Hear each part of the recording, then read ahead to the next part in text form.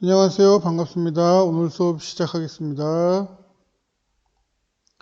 네, 오늘은 2단원 12차시고요. 오늘은 2단원의 몇 문제를 준비했어요. 문제 풀이를 통해서 복습을 좀 하도록 하겠습니다.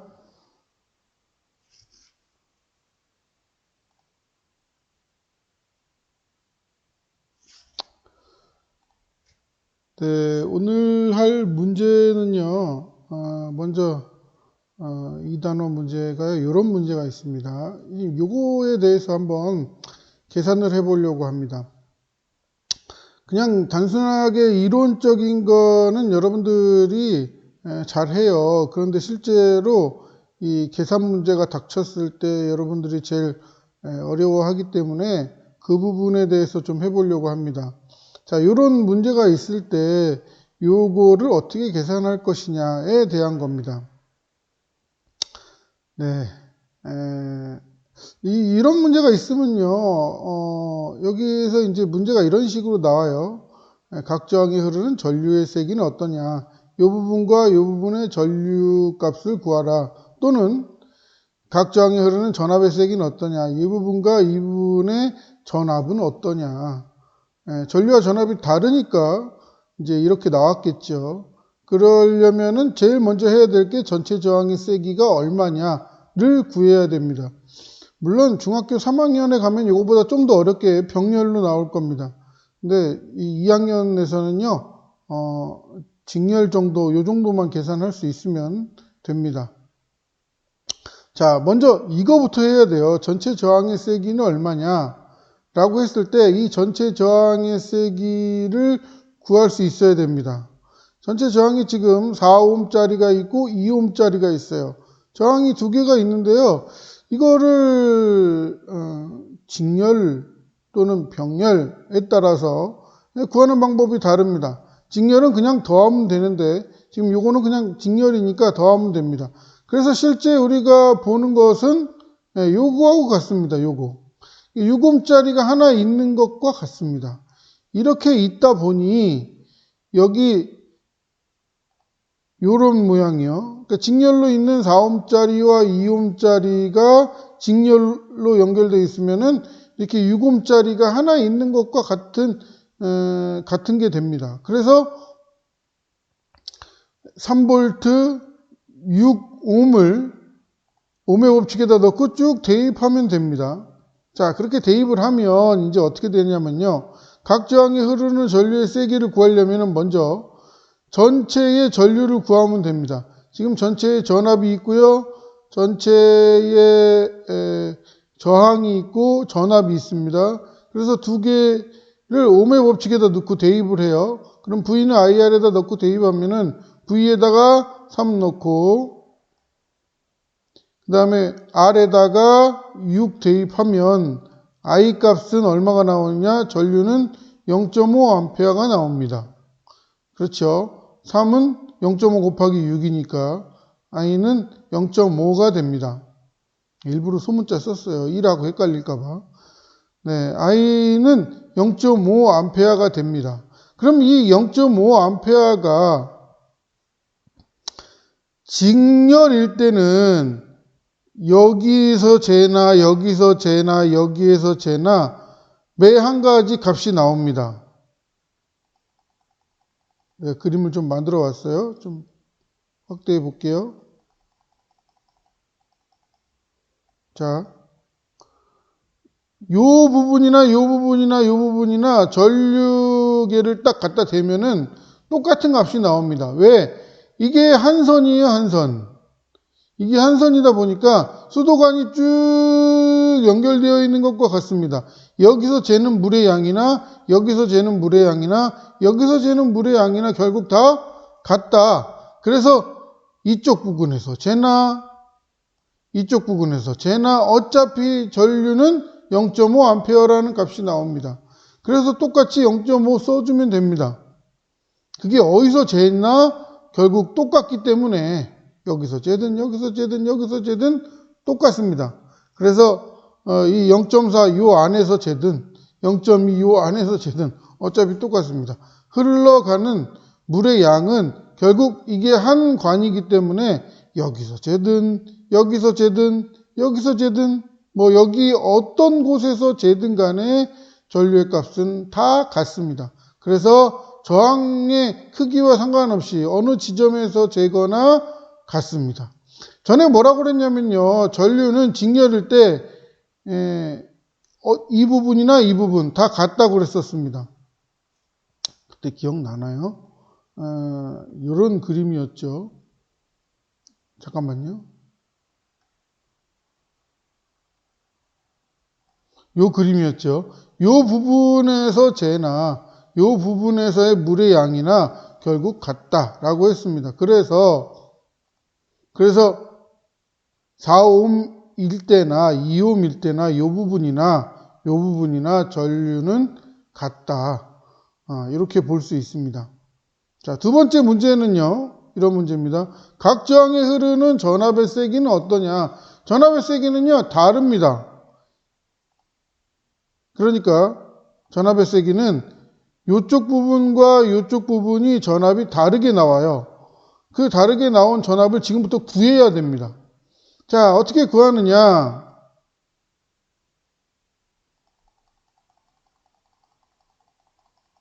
자, 구해봅시다. 자, 먼저 이렇게 보시면 됩니다. 각 저항에 흐르는 전압의 세기는 4옴 쪽과 2옴 쪽이 다르게 나와요. 병렬일 때는 다르게 나옵니다. 직렬일 때는 전압이 다르게 나오고 병렬일 때는 전류가 다르게 나옵니다. 그래서 이 직렬일 때는 전압이 다르게 나오는데 어떻게 나오느냐? 결국 어떻게 나오느냐면은 요 그림하고 결국 같습니다. 그래서 요쪽과 요쪽 부분, 즉 저항을 지나기 전과 저항을 지난 후 요 부분의 전압의 차이가 3V라는 차이가 나옵니다. 전압계는요, 이 선로 사이에다가 연결하는 게 아니라 전압계는 이렇게 이 부분과 이 부분의 압력 차이, 이 부분과 이 부분의 압력 차이를 따집니다.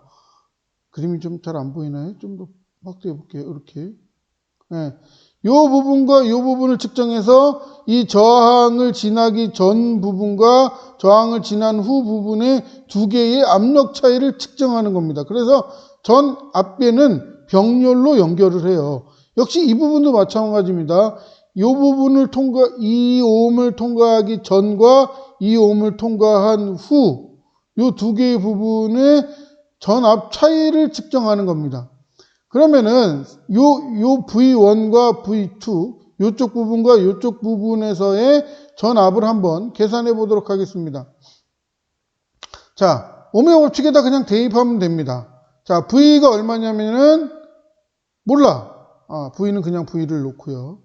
근데 전류가 얼마였냐면은 전류는 동일하게 이 부분이나 동일하게 얼마였죠? 0.5.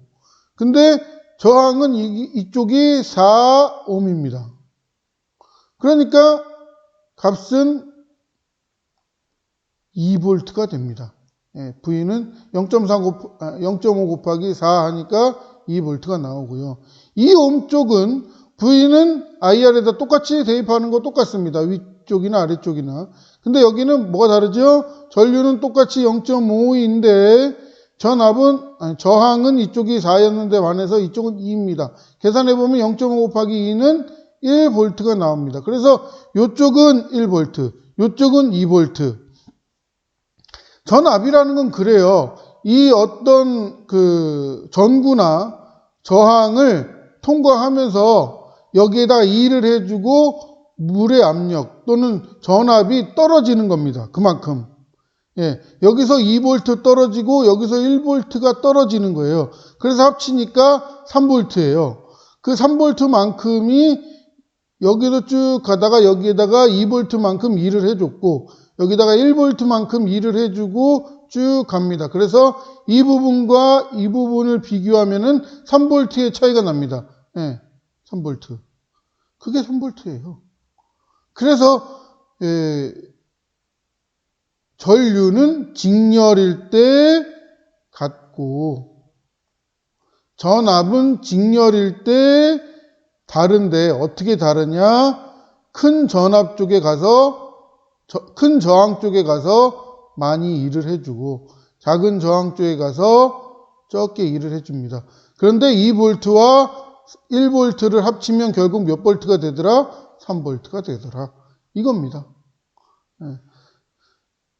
대입해서 지금 쭉 계산을 했습니다. 좀 어렵게 느낄 수도 있는데 2학년에서는요 직렬 연결만 잘 계산하면 됩니다. 직렬 연결만. 병렬 연결은 3학년 가서 하시면 돼요.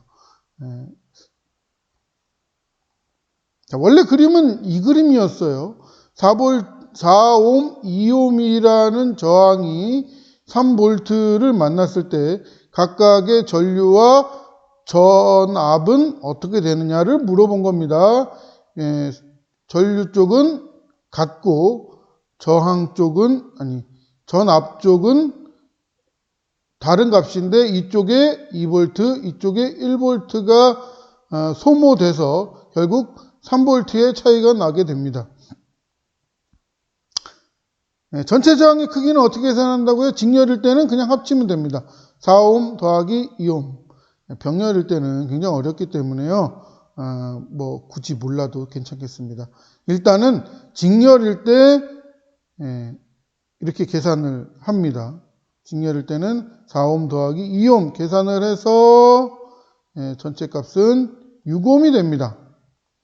자, 이 문제를 계산할 줄 알면은요, 여러분들 문제집이나 교과서에 나오는 웬만한 문제들은 다 해결할 수 있습니다. 자, 다음 문제요. 다음 문제 봅시다. 자, 다음 문제. 스위치를 닫았을 때 전선의 움직이는 방향은 어떻게 되느냐? 이건 이제 오른손의 법칙을 이용해서 계산을 쭉 해내는 겁니다. 그러니까 이 자석에서의 자기장과 전선에서의 자기장이 충돌했을 때 이 전선이 어디로 튀어나가겠느냐, 이거를 물어보는 겁니다. 자, 플러스 전류의 방향을 먼저 계산해야 됩니다. 전류의 방향. 전류의 방향은 플러스에서 마이너스 쪽이라고 했습니다. 그러니까 이렇게 가서 이렇게 갑니다. 이게 전류의 방향. 전선에서의 전류의 방향이죠. 전류의 방향에 따른 자기장의 방향은 어떻게 되느냐? 이렇게 됩니다. 전류의 방향이 여기서 요 방향이고요. 그러니까 요 화살표 방향이고요. 요 화살표에 따라서 엄지손가락을 전류의 방향과 맞춰서 나머지 4개의 손가락으로 그 전선을 잡으면 그 4개의 손가락이 가리키는 방향이 자기장의 방향이라고 했습니다. 그래서 자기장의 방향은 이런 방향이 되겠죠. 그래서 전선의 왼쪽에서는 내려가는 방향, 전선의 오른쪽에서는 올라가는 방향입니다. 그런데 자석에서의 자기장은 N에서 S 쪽이니까 내려가는 방향입니다. 그럼 이 내려가는 방향하고 전선의 자기장 내려가는 방향을 일치시켜주면 됩니다. 이 왼쪽의 전선의 왼쪽과 내려가는 방향이 맞습니다. 그래서 전선이 오른쪽으로 튀어나가요. 전선이 오른쪽으로 튀어나가고 자석의 자기장과 전선에서의 자기장, 내려가는 방향을 일치시켜 줍니다. 그럼 전선이 오른쪽으로 튀어나가 버립니다. 그래야 얘가 충돌이 안 나고 일치하니까. 그래서 튀어나가 버립니다. 그래서 전선의 방향은 D 방향이 됩니다. 자, 요거를 이제 오른손의 법칙으로 적용시키면은, 지금 이게 오른손이에요. 오른손의 엄지손가락이 전류의 방향, 나머지 4손가락은 자석의 자기장의 방향, F가 힘의 방향, 손바닥의 방향입니다. 지금 이게 오른손이에요. 자, 오른손을 이제 맞춰보겠습니다. 오른손을 이 4개의 손가락을 어디다 맞추라고요? 자석의 자기장. 자석의 자기장이 내려오는 방향이죠. C방향. 그래서 이 4개의 손가락을 이 방향과 일치시켜 주고요. 그리고 전선에서 전류의 방향이 플러스에서 마이너스 쪽이니까 전류의 방향이 이 방향이니까 거기다가 맞춰줍니다. 그러면은 요게 요런 손으로 이제 선생님 오른손 선생님이 볼 때 이런 방향이 될 거고, 여러분들도 볼 때 자기 쪽을 향해서 이렇게 오른손을 들어서 이렇게 방향을 맞춰 보세요. 그러면은 손바닥이 가리키는 방향이 D 방향을 가리키게 되어 있습니다. 그래서 그거를 맞춰 보면은 결국 F의 방향이 D 방향이 됩니다. 이 단원의 문제는요,